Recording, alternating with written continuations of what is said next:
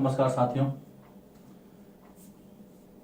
Chapter second चल रहा था हमारा व्यापार से साम्राज्य तक, क्लास 8। उसके अंदर आज का जो टॉपिक है वो ईस्ट इंडिया कंपनी बंगाल में अपना व्यापार शुरू करती है।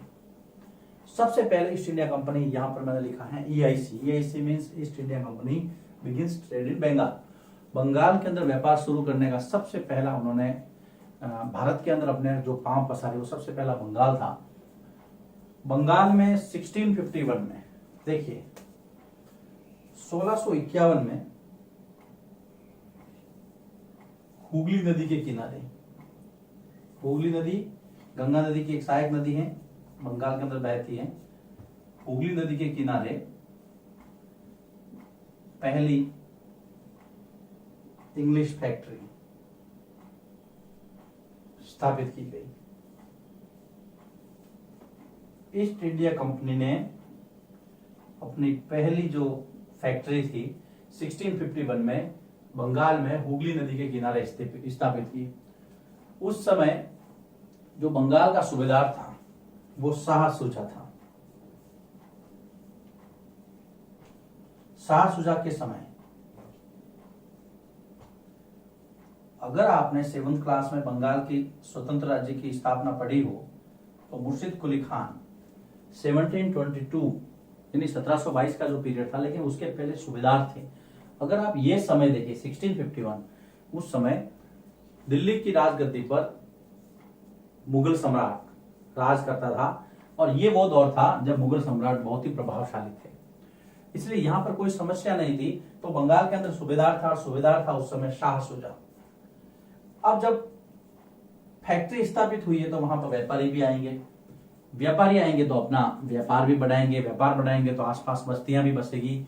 ये एक वो दौर था जब अंग्रेज धीरे धीरे धीरे धीरे अपना साम्राज्य या अपनी जो जड़ें हैं वो भारत में कहीं ना कहीं अपनी जड़ें जमाने का प्रयास कर रहे थे। एक टर्म है यहां पर फैक्टर।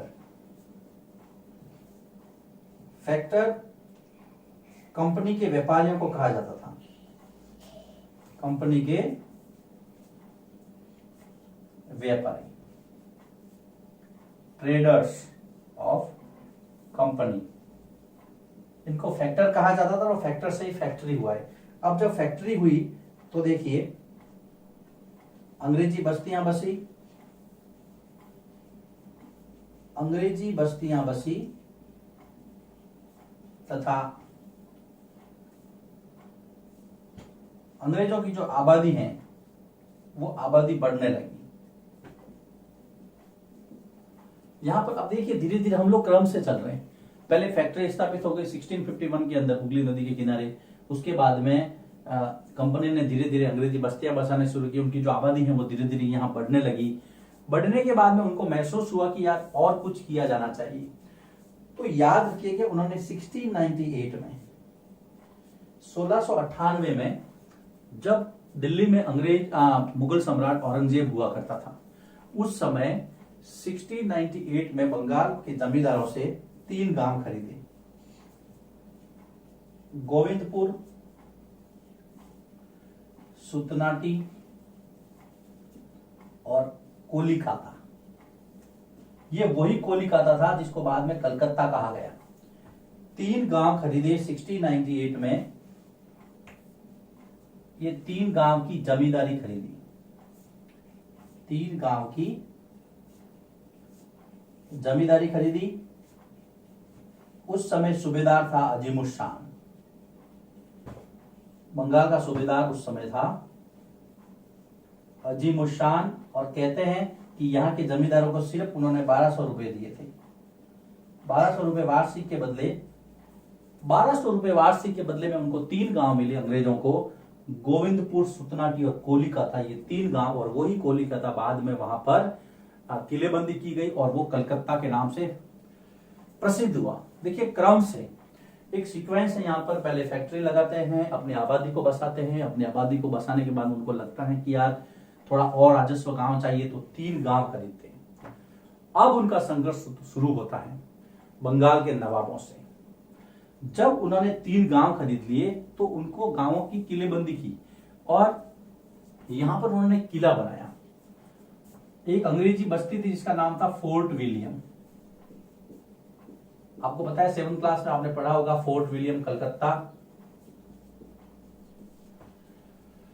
फोर्ट विलियम की उन्होंने किलेबंदी करनी शुरू की, ये उनकी बस्ती थी,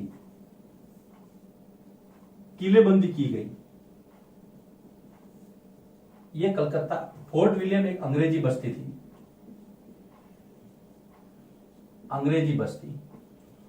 जब यहां पर किलेबंदी की गई तो जो बंगाल के नवाब थे उनके कान खड़े हो गए। कान खड़े होना मतलब वो चौकन्ने हो गए। और यहां पर एक और परेशानी थी बंगाल के नवाब के लिए कि इनको मुगल सम्राट के एक फरमान, फरमान का मतलब होता है शाही आदेश। शाही आदेश, उस फरमान के तहत इनको शुल्क मुक्त व्यापार, शुल्क मुक्त व्यापार की छूट दी गई थी। शुल्क मुक्त व्यापार यानी कि ये जो व्यापार करेंगे उस पर टैक्स बिल्कुल नहीं लगेगा। जब शुल्क मुक्त व्यापार का जो फरमान मिला इनको,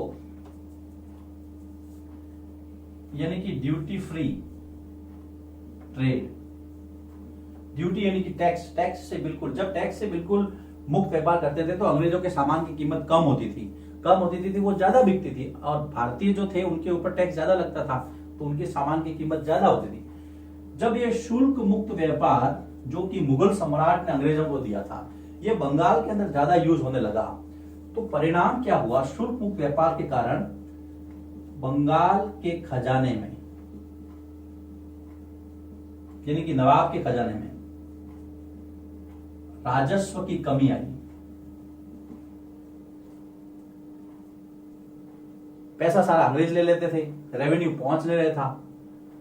तो नवाब ने कहा कि भाई ये सही नहीं है, ये गलत है। अब दोनों के अंदर धीरे धीरे जो है वैमनस्य बढ़ने लगा।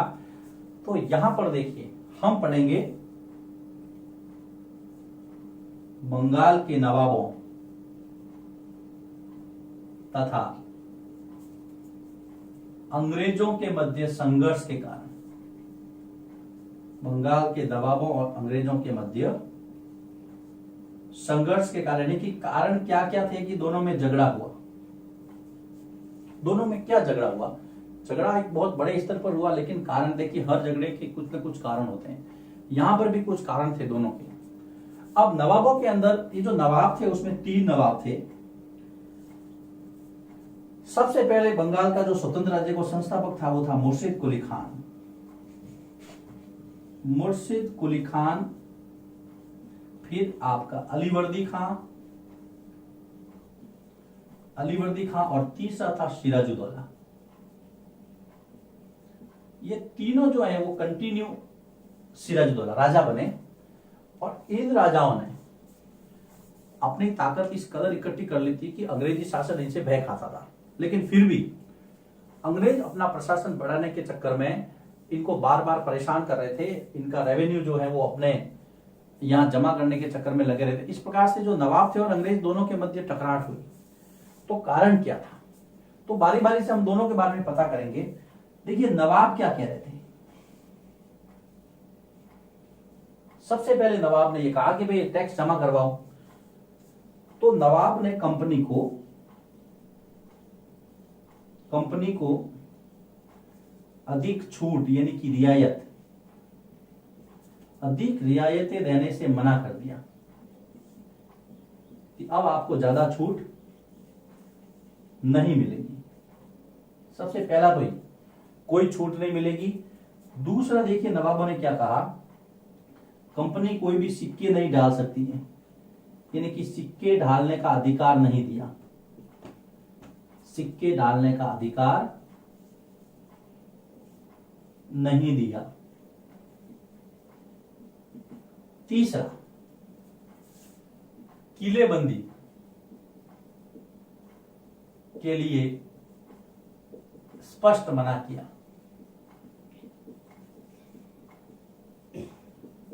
नवाबों ने अंग्रेजों से और नजराने यानी कि गिफ्ट मांगे।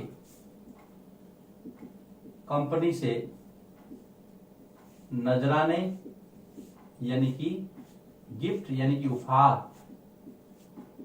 उपहार मांगे और राजस्व जमा करवाने के आदेश दिए। ये किसने कहा? सारे नवाबों ने कहा। नवाबों ने कहा भाई तुम राजस्व रेवेन्यू जमा नहीं करवाते हो, हमें बहुत लॉस हो रहा है, न तो तुम्हें कोई छूट मिलेगी, न तुम सिक्के ढालोगे, अपने सिक्के निकाल सकते हो, न तुम्हें किलेबंदी करने का कोई आदेश है। तुम लोग समय समय पे बंगाल के नवाब के लिए गिफ्ट लेके आओ, नजराने लेके आओ, नजराने पेश करो और रेवेन्यू जमा कराओ, जितना भी बकाया रेवेन्यू है तुम्हारा सब जमा कराओ। अब कंपनी जो अपनी सत्ता को स्थापित करने का प्रयास कर रही थी, ये सारे आदेश ऐसे थे जैसे कि सांप की पूंछ पर किसी ने पांव दे दिया। कंपनी ने भी अपने तर्क दिए। तो यहां पर हम देखेंगे कि कंपनी के तर्क क्या थे, कंपनी क्या चाह रही थी। कंपनी ने नवाब पर आरोप लगाया, नवाबों पर आरोप लगाया कि उनकी वजह से, कि वे मतलब कंपनी, कि वे उनकी वजह से, वे पर मतलब यहां पे कंपनी से व्यापार नहीं कर पा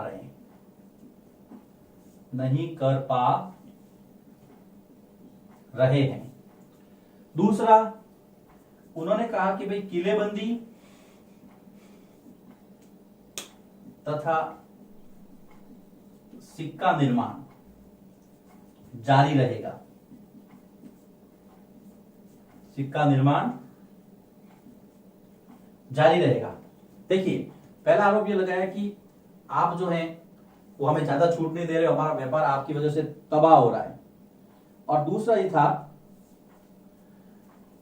कि किलेबंदी और सिक्का निर्माण जारी रहेगा, हम इसको रोकेंगे नहीं। गांव खरीदना यानी कि गांव की जमींदारी खरीदना अनवरत जारी रहेगा। जैसे उन्होंने 3 गांव खरीदेगा, जारी रहेगा। कुल मिलाकर के दोनों इस मूड में थे, इस मंतव्य में थे। दोनों का यह मंतव्य था कि अब पीछे हटना नहीं है। दोनों में काफी बैठ के भी हुई, लेकिन कोई मतलब निकला नहीं। देखिए दोस्तों, क्विक रिवीजन लेता हूं मैं यहाँ।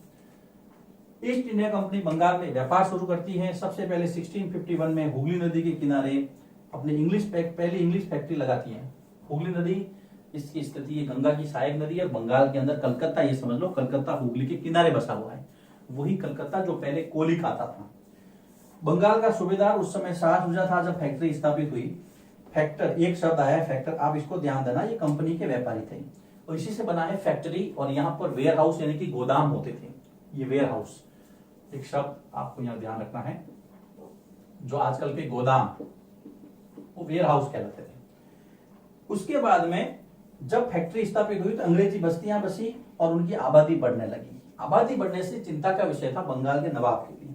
फिर 1698 में देखिए, जब मुगल सम्राट औरंगजेब दिल्ली पर शासन कर रहा था, उस समय यहाँ का जो सूबेदार था बंगाल का, वो था अजीमुल शाह। और अजीमुल शाह को विश्वास में लेते हुए जमींदारों से गोविंदपुर, सुतनाटी और कोलिकाता यानी कि 3 गांवों की ये जमींदारी महज 1200 रुपए में अंग्रेजों ने खरीदी। अब उनको यहाँ पर 3 गांव मिलके उन्होंने कलकत्ता को डेवलप किया और कलकत्ता में अपनी बस्ती बसाई, उसको नाम दिया फोर्ट विलियम। फोर्ट विलियम एक अंग्रेजी बस्ती थी जो कलकत्ता में थी। फोर्ट का मतलब किला होता है, इसलिए इसको किलेबंदी के नाम से इसको डेवलप किया गया। चारों तरफ इसके एक बड़ी दीवार बनाई गई, खाइयां खोदी गई, उसको नदियों से जोड़ा गया। कुल मिलाकर के एक सुरक्षात्मक दृष्टि से अंग्रेजों ने अपनी जो तैयारी है उसको गति देनी शुरू की। फिर एक फरमान, एक शाही आदेश, मुगल सम्राट यानी औरंगजेब के शाही आदेश से उन्होंने शुल्क मुक्त व्यापार, जिसको आप फ्री पास भी कहते हैं, इसके लिए एक शब्द आता है फ्री पास। और इसको अगर थोड़ा सा और अगर मैं डीप में जाऊं तो उसको कहते हैं दस्तक प्रथा। दस्तक का मतलब ही एक पत्र था, फरमान था। क्या फरमान था कि अंग्रेजों को बंगाल, बिहार और उड़ीसा यानी कि उनका जो इलाका था उसमें शुल्क मुक्त व्यापार करने की इजाजत मिली हुई थी। अब अंग्रेजों ने क्या किया, खुद तो शुल्क मुक्त व्यापार करते थे, अपने अधिकारियों को भी प्राइवेट लाइसेंस दे दिया कि तुम भी यहाँ पर टैक्स मत दो। जब कोई टैक्स नहीं देगा तो बंगाल के खजाने में पैसा कहां से आएगा, तो राजस्व की कमी आई।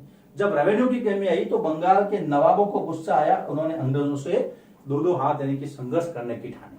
अब ऐसे तो संघर्ष होगा नहीं, कुछ तो दलीलें देनी पड़ेगी। तो नवाबों ने क्या कहा, नवाबों में 3 नवाब मुख्य थे, मुर्शिद कुली खान, अलीवर्दी खान, सिराजुद्दौला। ये सिराजुद्दौला को अलीवर्दी खान ने एक बार कहा था कि जो अंग्रेज हैं ये मधुमक्खियों की तरह हैं, इनको अगर प्यार से रखोगे तो ये शहद देंगे, इनको छेड़ा तो ये काट काट कर मार डालेगी। सिराजुद्दौला, अलीवर्दी खान और मुर्शिद कुली खान, ये तीनों ही बंगाल के प्रसिद्ध शासकों में से थे। अब इनके तर्क क्या थे, उन्होंने कहा कि कंपनी को अधिक छूट नहीं मिलेगी, अब बिल्कुल भूल जाओ, न तुम सिक्के डालोगे और न तुम कोई किलेबंदी करोगे, मना कर दिया। कंपनी से उन्होंने गिफ्ट मांगे, नजराने भी मांगे और कहा कि जो राजस्व बकाया है सारा जमा करवाओ, ऐसा नहीं चलेगा। लेकिन अंग्रेज भी कहां कम थे, उन्होंने कहा भाई साहब हम आपकी बिल्कुल बात नहीं मानेंगे, आपकी वजह से हमारा व्यापार तबाह हो रहा है, हम व्यापार नहीं कर पा रहे हैं, किलेबंदी और सिक्का निर्माण जारी रहेगा और हम और अधिक गांव खरीदेंगे जिससे कि हम अपना साम्राज्य या जो हमारा व्यापार है उसको हम बढ़ा सके। अब इसकी परिणति क्या होगी, देखिए दोनों ही जो पक्ष थे वो बिल्कुल पीछे हटने को तैयार नहीं थे। तो इसकी परिणति हुई प्लासी के युद्ध में, जो विश्व प्रसिद्ध भारत के भाग्य का एक तरह से कह सकते हैं हम टर्निंग पॉइंट था, निर्माता था। एक प्लासी का युद्ध कैसे हुआ वो हम आने वाले वीडियो लेक्चर में उस पर चर्चा करेंगे।